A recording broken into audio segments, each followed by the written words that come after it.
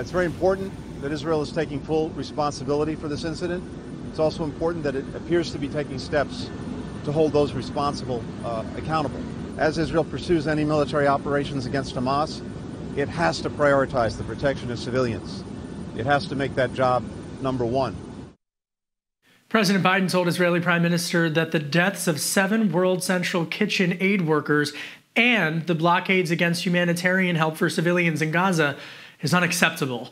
Hours after their tense phone call earlier this week, nearly 6 months into the Israel-Hamas war, Israel officials announced commitments to open a port and a key northern crossing to get humanitarian assistance into Gaza. Now, the White House said that it welcomed the response from Israel, but they added that such steps must now be fully and rapidly implemented. Joining me now with the latest is The Hill's Cate Martel. Cate, was President Biden successful with his phone call with Netanyahu? Kevin, I think that Biden was fairly successful. You can measure the success in both policy and politics.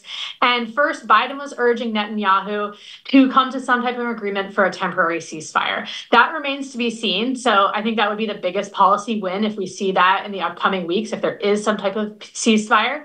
But at the same time, Biden also did call on Netanyahu to reopen a port to help with humanitarian aid. Netanyahu turned around, was able to pull that together in about 3 hours. That's measured as a policy success. I think it's more complicated when you look at the politics of it. That it was, I think a lot of people would argue, it was a little overdue for President Biden to have this type of call and to have a little bit more of a tense tone with Netanyahu. The U.S. has been pretty supportive of Israel up until this point, but I saw a bit of a tipping point this week when we saw the 7 humanitarian workers killed when trying to deliver food into Gaza with an Israeli drone strike. So I think I think it's probably a win for Biden, but it remains to be seen what actually we see come about of this in the next few weeks. Is it a shift for U.S. policy on Israel, or is it a shift on U.S. policy for Netanyahu? That's a key distinction. And I think it's a shift for Netanyahu that, even that people who are more supportive of Palestinians than they are of Israel, most people acknowledge that, Israel does not necessarily equate to Netanyahu. And that's an argument that I've heard from people who have been critical of Israel because of the leader that Netanyahu, a lot of people have argued, has gone too far. And that's why President Biden's message was that in the future, U.S.'s policies and being supportive of Israel is contingent on how much they can protect civilians and humanitarian aid workers who are helping within the conflict. Kate, there was another huge development on this front that, quite frankly, I think we in the mainstream media did not cover enough. And that's actually what former President Donald Trump said to Israeli journalists, because he said that Israel is losing the PR battle. His direct words. Trump also told conservative commentator Hugh Hewitt just this week that Israel is not only losing the public relations, but that they've got to get back to normalcy. And he particularly pointed the finger at Netanyahu. So when he says to Israeli journalist Trump that Netanyahu made a very big mistake with the bombings in Gaza, what is Trump signaling in terms of what another Trump administration would mean if he's reelected, and what his policy would be in dealing with, again, not necessarily Israel, but Netanyahu? And I think you're right that is a huge deal for President Trump to make that type of comment, that the Republicans are very supportive of Israel and have been very supportive so far of Netanyahu. And we're starting to see Trump break away from that just a little bit and having some criticism. Former President Trump has been calling this losing a PR battle for Netanyahu. And he's specifically pointing into the fact that Israel is releasing some of the footage of their offensive attacks and is arguing that the optics of this look pretty bad, and that's why Israel has lost this PR battle. As to what a future administration would look like if former President Trump wins in November, he's so far signaled that he just wants this to be a quick, swift war. He doesn't want this to drag on. You've seen public opinion dwindling for support over this conflict, but as people see continuous headlines of people starving in Gaza and all of these civilians have been dying, and the countless headlines that we've seen over this, that public opinion is not headed in the direction of people wanting a long conflict. And what former President Trump has been signaling so far is that he wants this to be swift. And even though he supports Israel, he doesn't want this war to drag on. I just want to underscore this, and you've been so astute on this with your newsletter and the 1230 report. What I'm gathering on the developments of this week is that both President Biden and former President Donald Trump are deeply skeptical of Israeli Prime Minister Benjamin Netanyahu. They agree now on that point. Yeah, and it's that doesn't happen very often. And the tipping point, we saw this boil over this week when celebrity chef Jose Andres' food charity World Central Kitchen tried to deliver food to Gaza, and an Israeli drone strike took out 7 and killed 7 humanitarian workers. That seems to be this tipping point where now, like you're saying, President Biden and former President Trump are now appear to be on the same page when it comes to Benjamin Netanyahu. And in terms of aid for Israel on Capitol Hill, are people operating now under the assumption that this aid for Israel is going to have to come with more strings attached and more transparency as to where exactly these dollars are going? Yeah, if you'd asked me this a few weeks or even months ago, I would have said that the Israel aid is not as tricky as the Ukraine aid and may have not come with as many strings attached. But over the past week, I think my opinion on that has shifted, particularly because Speaker Mike Johnson is in a really tough spot. He's in the middle of these thorny negotiations over foreign aid. And because Ukrainian aid and Israeli aid have been tied together already in these negotiations, on the Republican side, they don't want Ukrainian aid without some type of strings attached. On the Democratic side, they've had a limit on what they want to see Israel do and don't want that aid to go through without some strings attached, such as protecting civilians. So now, because those two are coupled together, I fully expect that there could be some type of strings attached in the negotiation process, because we've seen this the public opinion change over the past few days, because we saw these 7 humanitarian aid workers killed. There's been a lot of civilians killed so far, but something rang different about the ones this week, and that seems to have changed the conversation a bit. Separately, President Biden is in Baltimore today for an update on the collapse of the Francis Scott Key Bridge. Where do things stand in terms of rebuilding the bridge? President Biden has already pledged full commitment from the U.S. government to rebuild the bridge and to reopen the port of Baltimore. That's a major port that can really affect supply chain issues. I fully expect that to be Biden's message. And as far as where this stands, earlier this week, several Biden officials have actually called some of the major employers in Baltimore and urged them to not get rid of jobs, that we are going to rebuild this bridge as quickly as possible and try to get the port reopened. So basically, don't give up on Baltimore. We're going to make this a temporary blip. So keep to try to get a commitment from these employers to keep these jobs and to try to help get this bridge rebuilt as quickly as possible. Now he's, in the process of trying to get that to happen. But I think we're already starting to see, actions happening behind the scenes to try to, shift this recovery mode now into how we're going to rebuild this bridge and quickly and not devastate the communities.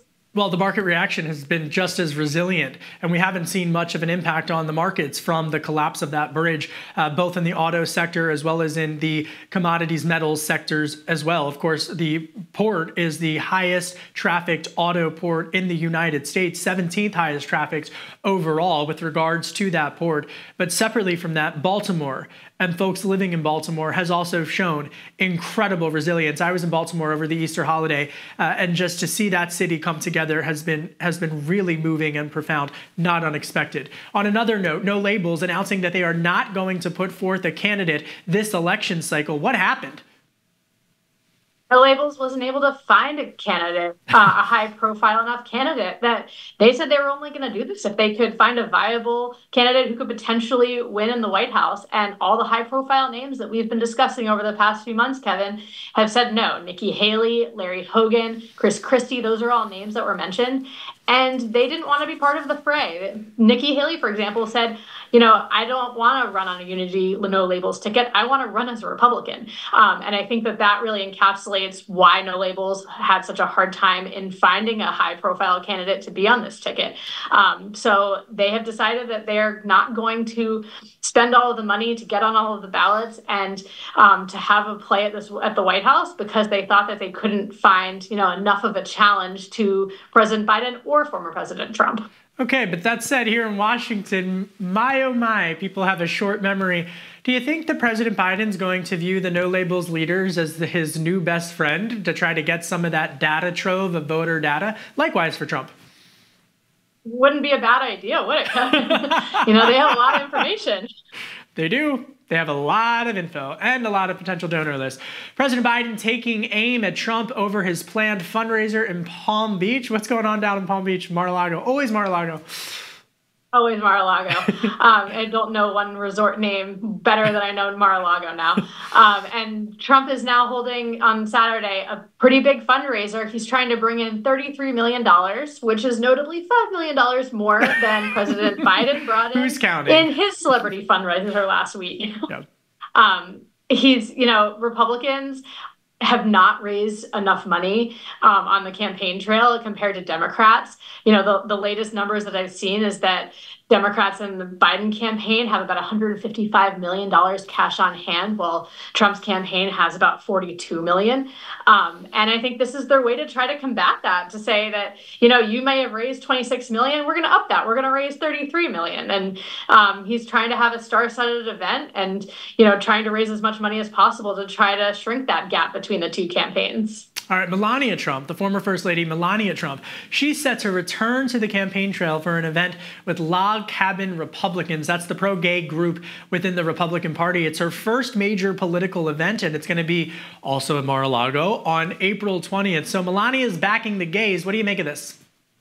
Yeah, Melania Trump is back on the campaign trail. We haven't seen her in a long time. She's had a long withstanding relationship with the Log Cabin Republicans. So it's a pretty interesting way for her to return. It's been an issue for months that we have not seen Melania Trump on the campaign trail, most notably because her husband, Donald Trump, was going after then rival Nikki Haley, asking where her husband was in the campaign trail. Her husband was actually deployed. But this made this natural question of, well, okay, where is your spouse? So, as we're entering now into the general election mode, out of the primary mode, we're seeing her come back out. And, by choosing Log Cabin Republicans, this group that she has worked with for a long time, she actually got an award from them a few years ago. I think this is an interesting way for her to come back out into the public and onto the campaign trail. Interesting indeed. Thank you so much, Cate Martel. Always an excellent job with all the reporting. Thanks, Cate. Thanks, Kevin. We're following breaking news. An earthquake was felt up and down the eastern seaboard. The U.S. Geological Service says that the 4.8 magnitude quake was reported shortly before 10:30 a.m. Eastern. Officials say the epicenter was in Lebanon, New Jersey. That's about 50 miles west of New York City. So far, there have been no reports of death or any serious damage. The U.S. economy added 303,000 jobs in March, lowering the unemployment rate slightly to 3.8%, according to new Labor Department data released earlier. The March jobs report beat expectations. Now, economists, they had expected the economy to gain 200,000 jobs in March and that the jobless rate would dip to 3.8%. However, Fed officials have maintained in recent months that they are going to need to get more good inflation numbers before beginning to cut rates. The total solar eclipse is going to happen on April 8th. Have you heard about this? And millions of Americans are going to be able to experience it here in Washington, D.C. For example, the peak eclipse, as it's known, will happen between 2:04 p.m. Eastern and 4:32 p.m. Eastern, with the peak eclipse happening at 3:20 p.m. Eastern. Now, Chad Mattson, he is an astrophysicist at the Harvard-Smithsonian Center for Astrophysics. That means he is very smart on all things eclipse, and he has graciously agreed to break it all down for us. All right, so first of all, what's the big deal about this specific eclipse? I remember covering Trump at the White House a couple of years ago in 2017, I want to say, where he had the photo and the glasses and was with others on the, anyway, what's the big deal with this eclipse?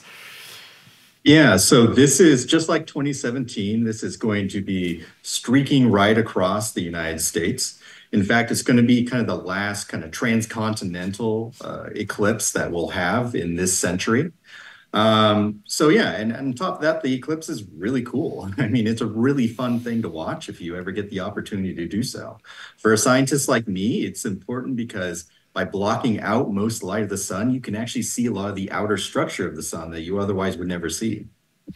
Explain that. Why is that important for scientists to understand the outer layer of the sun? Yeah, so the outer ring layers of of the fire, sun right? Isn't that called the ring of fire, Johnny Cash quote? Yeah, well, yeah, for an annular eclipse, that's what you get. But what we actually call the outermost layers there, I think you can see it on screen there.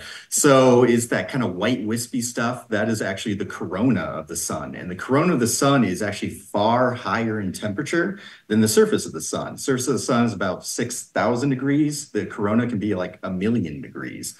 And that's weird. If you walk away from a campfire, you shouldn't expect to get hotter. And the sun is, it's bright, it's warm, it gives us life. But at the same time, it's a self-sustained thermonuclear explosion in space that we have to live next to. So sometimes it can be mean. So everybody's favorite thermonuclear explosion next door, right? I mean, where can Americans see the eclipse best in the United States? Yeah, so far it's been a nice neighbor, but sometimes it can act up.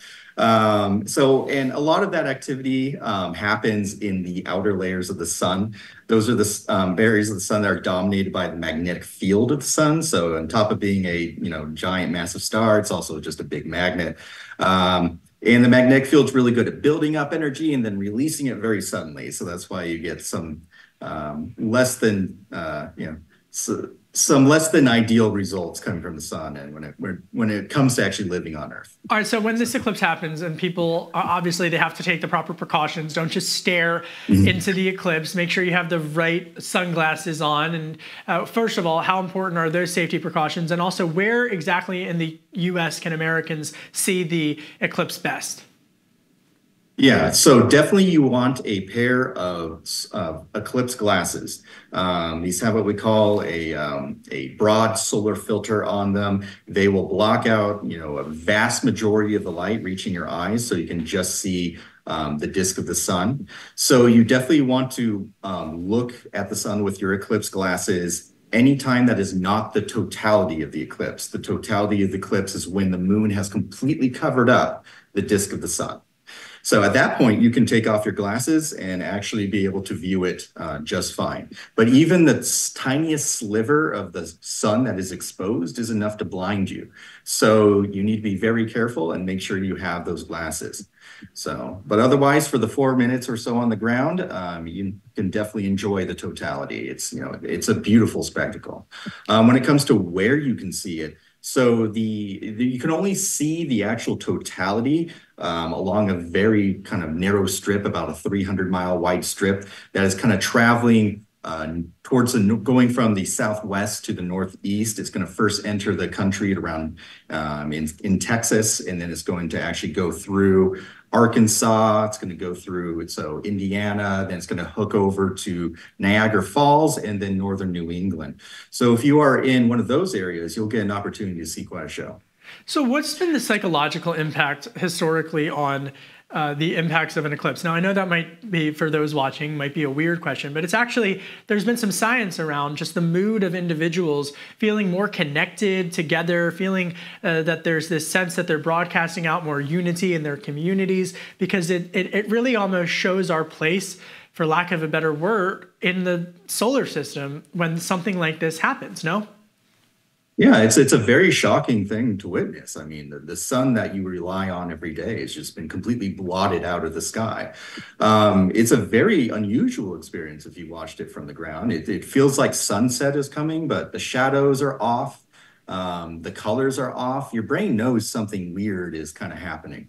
So yeah, it can be a pretty dramatic and pretty emotional experience, and it brings a lot of people together because everybody wants to go to it forces you to go into these kind of specific locations and really kind of, have fellowship with your neighbors.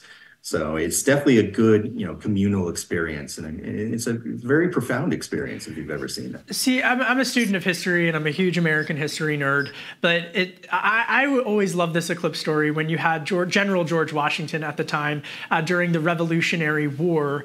In 1777, he actually connected with some of the astrophysicists, so your predecessors, way back in the 1700s when that actually did exist, because they warned General Washington that there was an eclipse happening.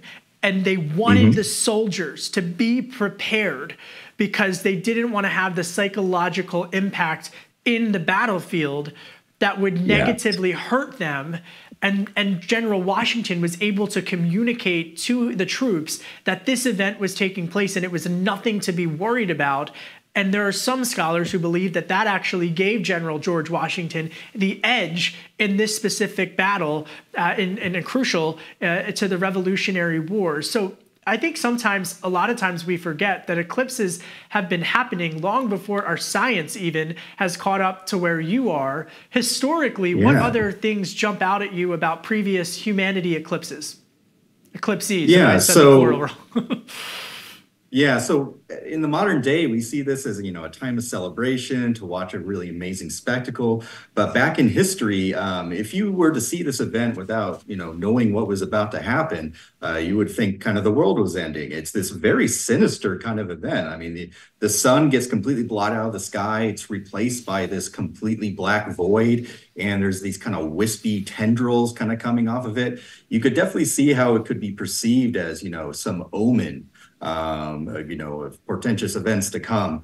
So, so there definitely is in history, a lot of times where people saw an eclipse and panicked, or, a king thought his reign would probably end because, his divine right was being challenged. So.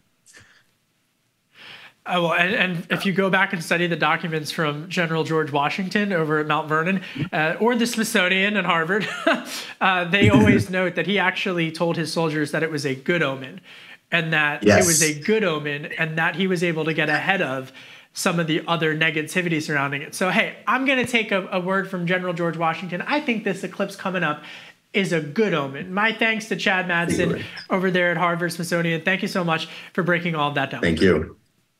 Speaking of eclipses, the White House has asked NASA to create a new time zone for the moon.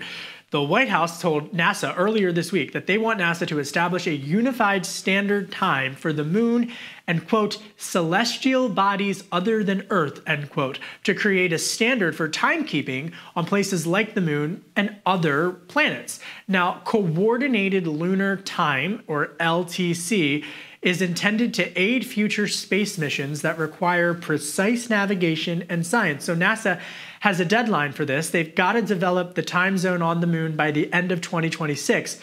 That's according to what the White House wants. But unless they're on the moon, because it doesn't have a time zone. So my question back to the White House would be, which time zone are they following? And suddenly we are way too in the weeds on the moon's time. That's it for today's Daily Debrief. My name is Kevin Cirilli. Be sure to like, share, and subscribe to The Hill's YouTube channel. And come on back here soon for the intersection between politics and policy.